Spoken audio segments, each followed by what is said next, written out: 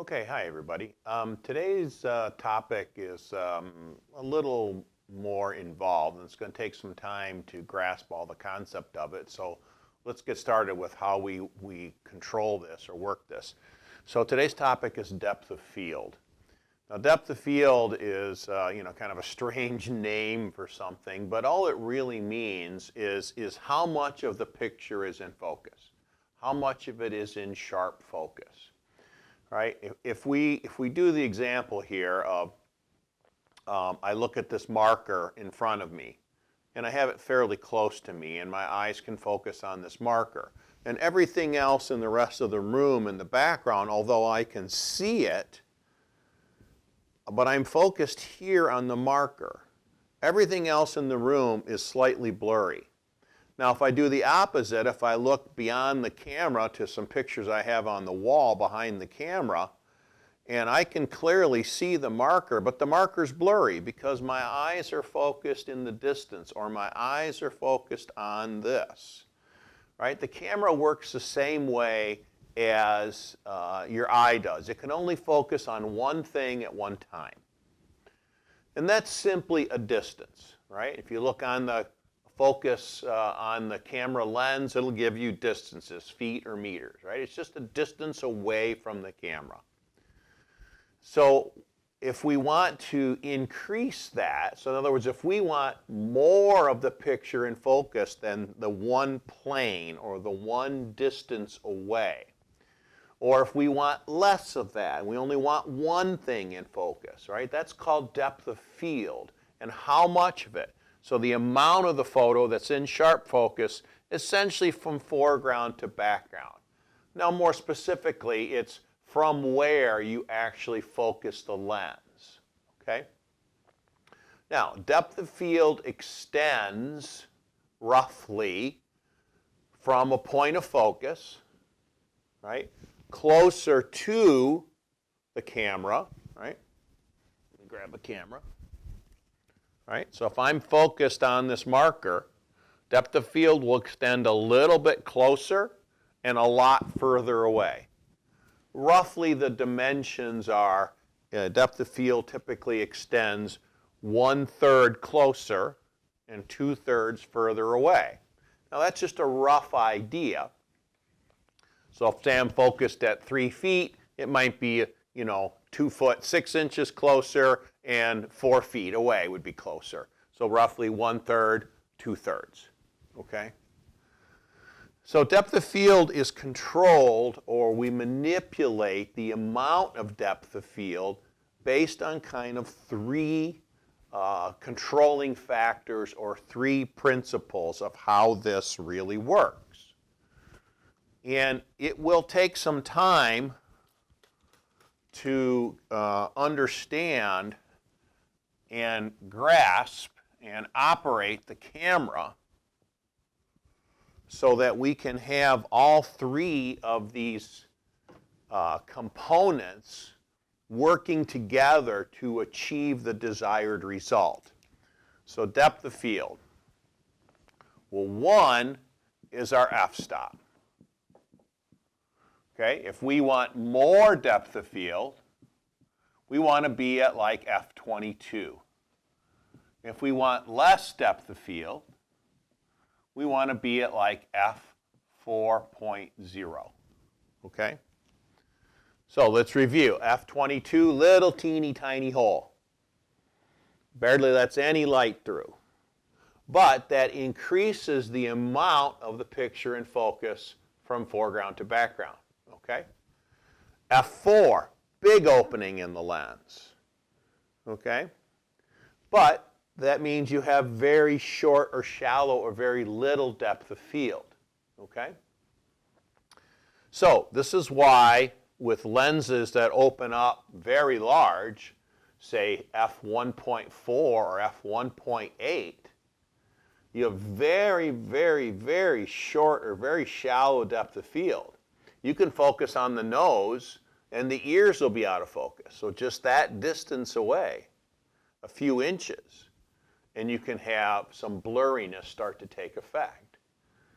So with lenses that open up to very large apertures, f2, f2.8, f1.4, right? Those are very desirable, and they're also a bit more expensive, unfortunately, but they're very desirable because not only can you open up the aperture large and let lots of light in, it also gives you that very short or shallow depth of field, which allows you to pick a subject out of everything else. You can take a portrait almost anywhere with, say, a 50 millimeter 1.4 or 1.8 lens. And later on in this lecture, on another video, I'll demonstrate that. Okay? So, you want to do a landscape picture, foreground, middle ground, background, everything in focus, f22. You want to do more of a portrait, f4. Okay. Number 2 is millimeter of lens. Okay? So if you want more depth of field, a lot of you have these 18 to 55 millimeter lenses. If you want more depth of field, you're going to be at like 18 millimeters. You want less depth of field, you're going to be at 55 millimeters. So here's what happens. So this is a 24 to 105. So at 24, I have a certain amount of depth of field. As I zoom the lens out to get to 105, my depth of field shrinks. Okay? So if I'm at f8 and I shoot at 24 millimeters, I have a certain amount of depth of field. If I zoom this all the way out to 105, still at f8, I have even less depth of field. Okay, so zooming affects how much depth of field you have. Again, landscape picture, typically that's a wide view. And a small aperture, f22, lots of depth of field. Foreground, middle ground, background. Okay? Or the flowers, the river, and the mountains. Everything in focus. Okay? All right, cool. And the last one can be a little bit difficult, but it's camera to subject distance. You want more depth of field, you get far away. You want less depth of field, get in close. Okay? Or sometimes we say just back up. So again, here's how this works. If I want more depth of field, I need to back up and get further away from the subject. Okay? If I want less depth of field, I need to move in and get closer to the subject. So you can see that you might need to manipulate or control all three to get the desired amount of depth of field. You may need to be at f4, you may need to zoom in to 55 millimeters, and you may need to get fairly close to your subject in order to get that kind of dreamy, blurry background. And that's how you do a portrait in a more busy or more crowded environment with lots of distractions, telephone poles, stop signs, fire hydrants, light poles, cars, people in the background, whatever. You want to do a portrait in kind of a city location. Well, you may need to do all three things. As big aperture as you have, zoom in as much as you have, okay, and get in as close as you can. And if you do that and focus on the person, always look at eyes, right? Mr. Miyagi, always look at eyes. Focus on the eyes. Your background will drift off into kind of this dreamy, blurry effect. But you'll need to do all three in order to have that effect. You want to do a landscape picture? You'll need to do the opposite, right? Flowers right in front of you, a little stream, and maybe the woods or mountains or something way in the distance. You need to do all three. f22, small aperture, very tiny hole. Okay, zoom all the way out, as wide as your lens will go, 18 millimeters. And step back a few steps. Okay? If you do that, then you'll be controlling depth of field.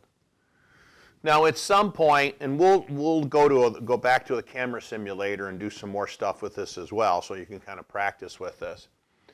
At some point, getting very close to your subject will take over as the primary controller of depth of field. Now, I've never done the math on this to figure out where that is. And I'll give you also a depth of field calculator website to go to. And you can also get depth of field calculators for your phones. There are several out there. Look at a couple of them at the App Store or Google Play or whatever it is and find out what you like and get a depth of field calculator, okay, for your phone. And there shouldn't be any problem with that. It's all just numbers, it's all just distances, it's all just zooms, and it's all just f-stops. And it's kind of a three-legged stool, but they all kind of work together to produce the desired effect. And remember, you may need to control all three to get the desired results, right? So coming up in another video will be the assignment of what you're supposed to do with depth of field. Just remember, you may need to control all three. I'm going to do some other videos on more on this topic later on here, but you may need to control all three. You want to do that blurry background, big aperture, as much zoom as you have and get in close. You want to do a landscape picture, small aperture, zoom out as wide as you can go, and back up a little bit. Okay, so that's a little bit about controlling depth of field, and it's a great tool because it helps us build depth in our images. And what's the problem we have here? Well, we're taking three dimensions, right? We have stereo vision, two eyes, right? We have three dimensions we look at. When we put that camera up to our eye, essentially we lose an eye, and we go from 3 dimensions to 2. In photography, we only have height and width to work with. So how do we persuade our viewer that height and width also has depth? And one of the ways we can do that is by manipulating depth of field. If you have something close to the camera that's sharp and the rest of it is blurry, you will build that depth into the image.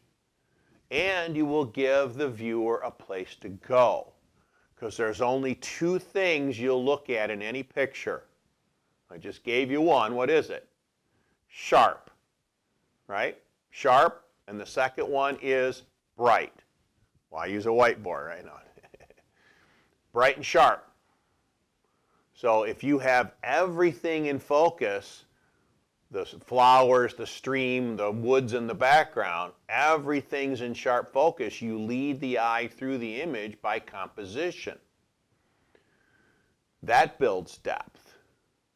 When you want to do a portrait or add some depth or pick somebody out of a scene, you do the shallow or short depth of field, forcing the viewer to look at what is sharp and let everything else be blurry. And now essentially you're building layers or you're building depth. Maybe the foreground's a little blurry, your subject is tack sharp, and the background is very blurry.